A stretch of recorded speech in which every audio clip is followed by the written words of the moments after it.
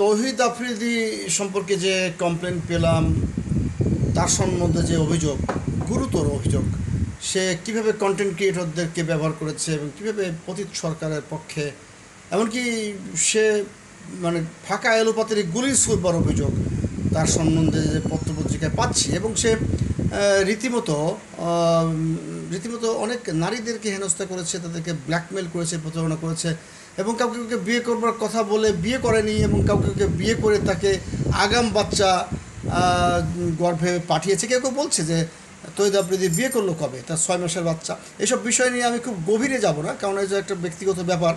কিন্তু তৌহিদ আফ্রিদির প্রতি আমার বড় মায়া হয়। বেচারা সুন্দর শাহরুখ খানের মতো স্টাইল করে কথা বলে, এবং তার সুন্দরী স্ত্রী তাও গর্ভবতী, তার জন্য মায়া হয়। এবং আমি বলি যে তাকে জামিন দেওয়া যায় কি না, কিন্তু কেউ কেউ বলছেন যে ভাই আপনি এরকম একজন ফ্যাসিস্টের দোসরকে জামিন দিতে বলছেন, আসলে আইন কি বলে? আইনের ফাঁক ফোকর দিয়ে অনেকেই তো জামিন পাচ্ছে। যাই হোক, তৌহিদ আফ্রিদির শাস্তি হোক, এটা আমি চাই। এবং তার বাবা, ওনার নাম হচ্ছে একটা মেলি নামের মতো, সাথী।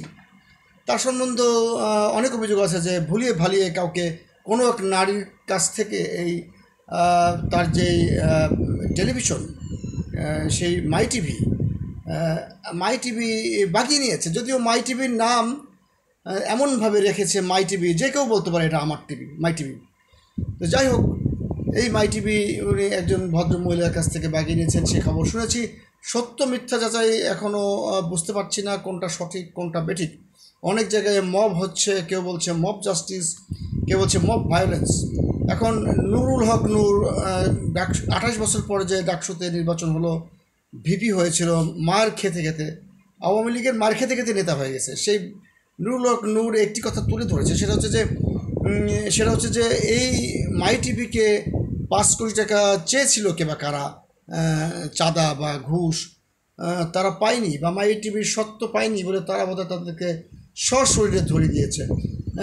তাহলে আগে কেন ধরেনি? এরকম নূরের যুক্তির আড়ালে মানে আন্তর্জাতিক, মানে দেশের বাইরে যে একজন বেশ খ্যাতনামা ইউটিউবার আছে, নাম ইলিয়াস বলেছে যে বিকাশ নূর কোনো টাকা পয়সা পেয়েছে কিনা, বা আরও অনেকেই বলা বলি করছে নূর কোনো বিকাশ পেয়েছে কিনা, বা মাই টিভির মালিকের কাছ থেকে সুবিধা পেয়েছে কিনা। আমি এটা ঠিক ঘটা করে বলতে পারবো না নূরের ভিতরের খবর। অনেকেই বলে বিকাশ নূর, অনেকেই রাজনৈতিক দলের নামে বিকাশ পায়, কিন্তু দোষ হয় শুধু নূরের।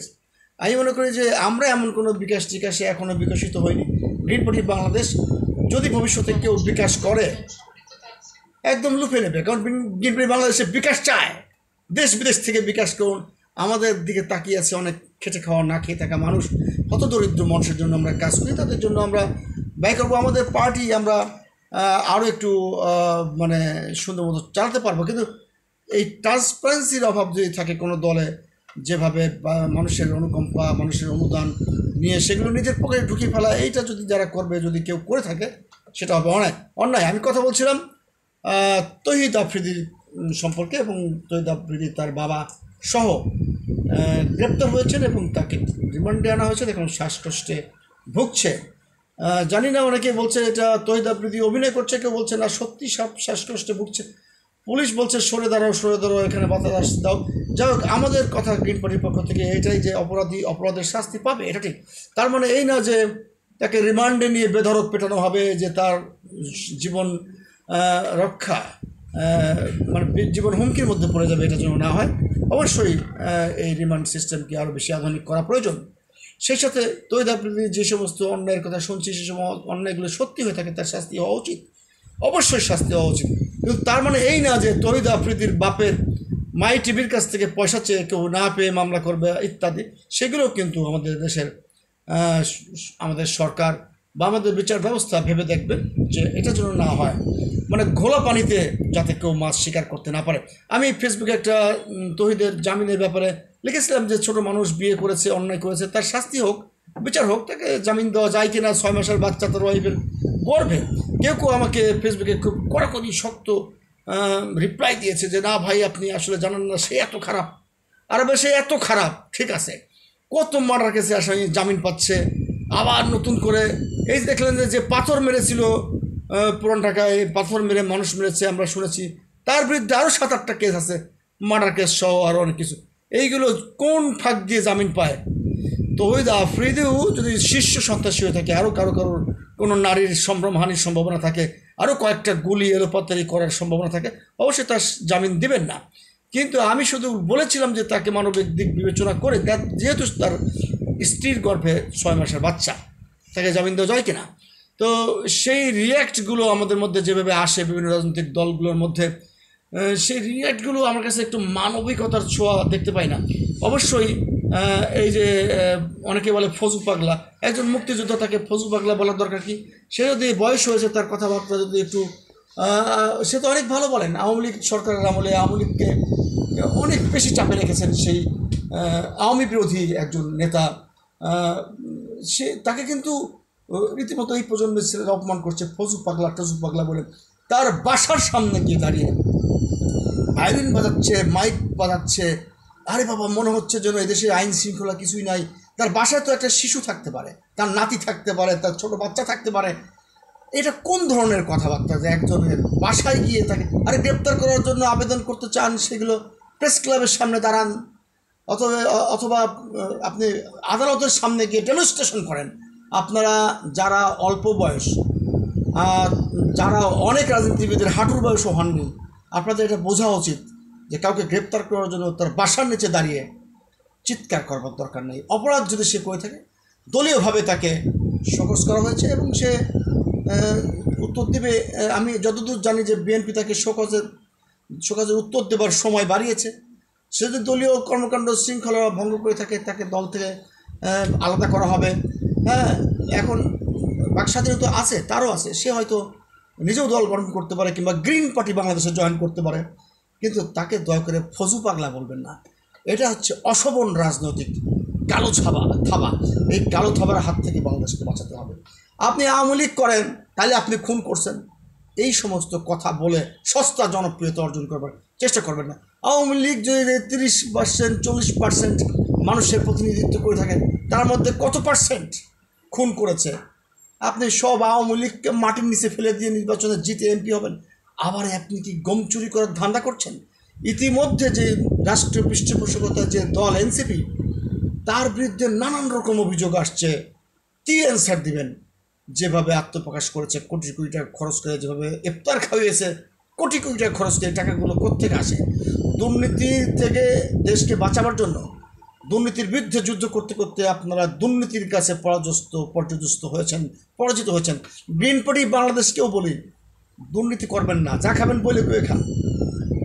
গ্রিন পার্টি বাংলাদেশ অবশ্যই আপনাদের বিকাশ চায়, আপনাদের প্রকাশ চায়, আপনাদের ভালোবাসা চায়, কিন্তু দুর্নীতি করতে চায় না।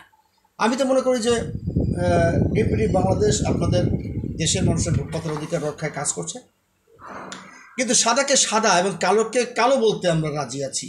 আমরা যেমন বিএনপির সঙ্গে যুগপৎ আন্দোলন করেছি আওয়ামী লীগকে হটানোর জন্য, ফ্যাসিবাদকে, বিএনপি তা কখনোই স্বীকার করে নাই। বরং বিএনপির গুলশান অফিসে যখন বুলু ভাই আমাকে বললো, এই রাজু, তোমার গ্রিন পার্টিকে তো মাঠেই দেখিনি, আমি তখন বলেছিলাম, ওখানে যখন মিটিং হলো, মিটিংয়ে আমি খুব দরজ কণ্ঠে বলেছিলাম যে এই দেশের 15-17 বছরের আন্দোলনে হামলা মামলা শিকার হয়েছে বিএনপি, এবং বিএনপি হচ্ছে সেই মেসি যে বলটা বানিয়ে দিয়েছে, এই কোমলমতি শিশুরা যে গোল দিয়েছে। তার মানে এই কোমলমতি শিশুদেরকে আমাদের অনেক ভালোবাসার জায়গায় স্থান দিতে হবে। তার মানে এই না নিজের চেয়ারটা ছেড়ে তাকে দিয়ে দিতে হবে। এটা ডক্টর মোহাম্মদ ইউনূস, আমি জানি না এটা ভুল কোনো পলিসি অ্যাপ্লাই করেছে কিনা। এই সমস্ত ত্যাগী ছাত্রদেরকে প্লট দিয়ে, তাদেরকে চাকরি দিয়ে, ব্যবসা দিয়ে প্রতিষ্ঠিত করবার দরকার ছিল। তাদেরকে রাষ্ট্রযন্ত্রের মধ্যে আনাতে এখন লেজেকে বুড়ি অবস্থা হয়ে গেছে। তাদের দলের সে সমস্ত ছেলেরা, ছাত্ররা যখন অ্যাডভাইজার হওয়ার পরে গভীর রাতে নীলা মার্কেটে হাঁস খুঁজতে যায়, তখন এই রাষ্ট্রের ইমেজের উপরে কত বড় বাস যায়, সেটা ডক্টর মোহাম্মদ ইউনূস নিশ্চয়ই আগে বোঝেননি। তাই ওনার জায়গায় উনি বলেছেন যে নির্বাচন ফেব্রুয়ারিতে হবে, কোনো অবস্থাতে এখান থেকে সরবে না। ডক্টর ইউনূস মনে করছেন যে মনে এখান থেকে সরে পড়লে ভালো। ইন্টারন্যাশনাল প্রেক্ষাপটে পার্সপেক্টিভে তার অনেক সম্মান আছে, অনেক দেশে তার নামে পাঠ্যপুস্তকে লেখা আছে। বাংলাদেশের মতো একটা মানে এখন সেফাতুল্লাহর মতো বলতে হয়। বাংলাদেশের মতো ফকিন্নি রাষ্ট্রপতি হওয়ার জন্য, প্রধান কিছু হওয়ার জন্য ডক্টর মোহাম্মদ ইউনূস লালায়িত না। কিন্তু ডক্টর মোহাম্মদ ইউনূসকে মনে রাখতে হবে উনি রাজনৈতিক কোনো অভিজ্ঞতা ওনার নাই, তাই উনি ছুটফুট করে যারা থানে উপদেষ্টা বানিয়ে একটি রাষ্ট্র সরকার গঠন করেছেন, তা ওনার মারাত্মক ভুল হয়েছে। বাংলাদেশের অনেক বিশেষজ্ঞ আছে, বিভিন্ন বিষয়ের উপরে তারা জ্ঞান গর্ভ লেখালেখি বা ধারণা রাখে বা তাদের বিচক্ষণতা আছে, তাদেরকে নিয়ে একটি সকল দল থেকে কিছু কিছু নিয়ে যদি একটি জাতীয় সরকার গঠন করা হতো, বাংলাদেশের এই সাময়িক সময়ের জন্য যতটুকু চলেছে আরও বেশি ভালো চলতো। এবং অনেক ভালো কাজ কিন্তু ডক্টর ইউনূসের সরকার করেছে, সেটা অস্বীকার করবার জো নাই। কিন্তু অনেক জায়গায় সুশাসন আনতে ব্যর্থ হয়েছে, অনেক জায়গায় ব্যর্থ হয়েছে, সেগুলো ওনারা অকপটে স্বীকার করেছে, এই কথা ঠিক।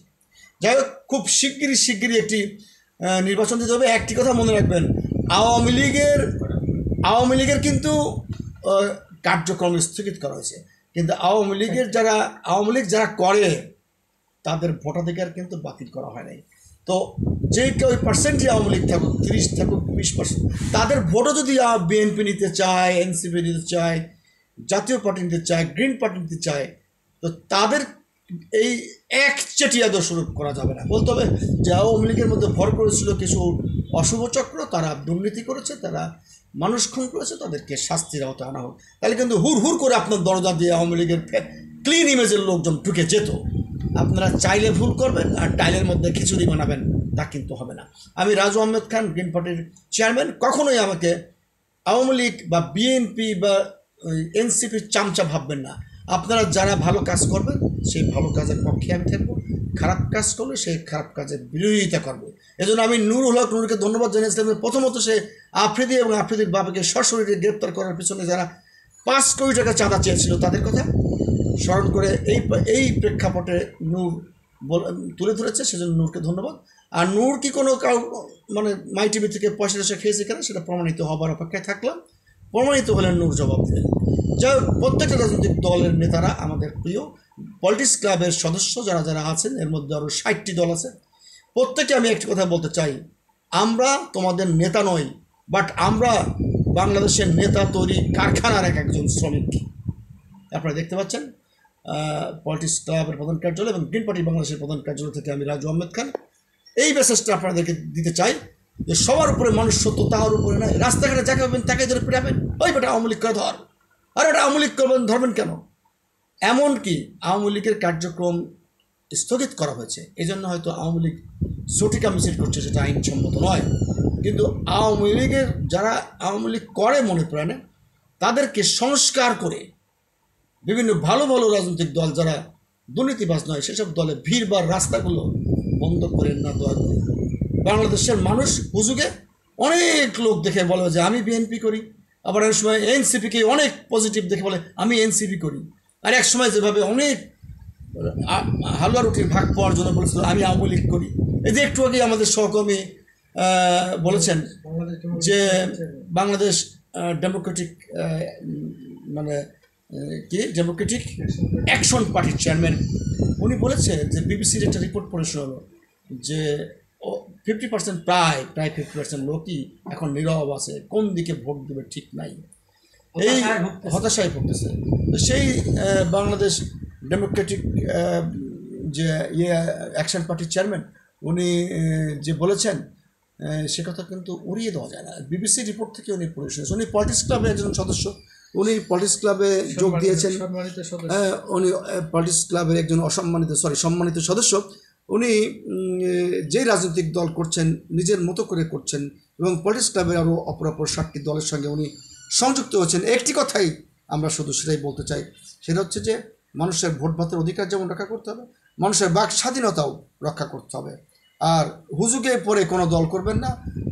একটি দলের লোক সংখ্যা কম থাকতে পারে, কিন্তু সেই দলের কনসেপ্ট কি, তাদের লক্ষ্য উদ্দেশ্য কি, এটা কিন্তু ইম্পর্টেন্ট। আদর্শ কি, এটা কিন্তু ইম্পর্টেন্ট।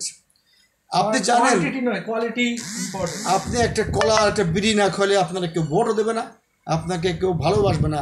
মানুষ এখন বিড়ি এবং কলার মধ্যে সীমাবদ্ধ হয়ে গেছে। কিন্তু আপনি যদি একটা ভালো উপকারী তথ্য দিতে পারেন, সেটা একটি কলা বা একটা বিড়ির থেকে অনেক বেশি উপকারী। এই কনসেপ্ট নিয়ে আপনারা যারা অপরাপর রাজনৈতিক দলগুলো আছেন এগিয়ে যান এবং আপনার কাজ প্রমাণ করবে, আপনার ভালোবাসা প্রমাণ করবে যে আপনি কি করলেন, কত দূর করতে পারলেন আর না পারলেন। তো যাই হোক, আমার পাশে বসে আছেন মোসলেম আলী, বাংলাদেশ ডেমোক্রেটিক অ্যাকশন পার্টির চেয়ারম্যান। উনি সবসময় অ্যাকশনে থাকেন এবং দেশের মানুষের জন্য কাজ করেন, কল্যাণে কাজ করেন। তো যাই হোক, উনি এখনও এই লাইভ চলাকালীন সময় উনি এখনও মোবাইল চাপাচাপি করছেন। এদিকে একটু তাকান, জাতি আপনাকে দেখতে চায় এই সুন্দর মুখটা। যাই হোক, আমি আজকে আমার এই লাইভ এখানে শেষ করছি এবং এটাই বলতে চাচ্ছি যে মানুষের অধিকার রক্ষা করবেন, কোনো অমানবিক কাজে জড়িত থাকবেন না এবং ছোটোখাটো মানে ইস্যুকে বড় করে দাঁড় করাবেন না। বাংলাদেশকে একটি সুন্দর বাংলাদেশ গড়ে তুলতে হবে। সকল মানুষের, সকল দলের ঐক্যবদ্ধ হওয়া প্রয়োজন, বিশেষ করে জাতীয় ইস্যুতে। এটা বুঝতে হবে, বিরোধীদের খাতিরে বিরোধিতা নয়। আসুন সকল রাজনৈতিক দলের একটি ঐক্যমতে পৌঁছায়, যেখানে দেশের জাতীয় স্বার্থ নিহিত আছে। ধন্যবাদ সবাইকে। আসসালামু আলাইকুম।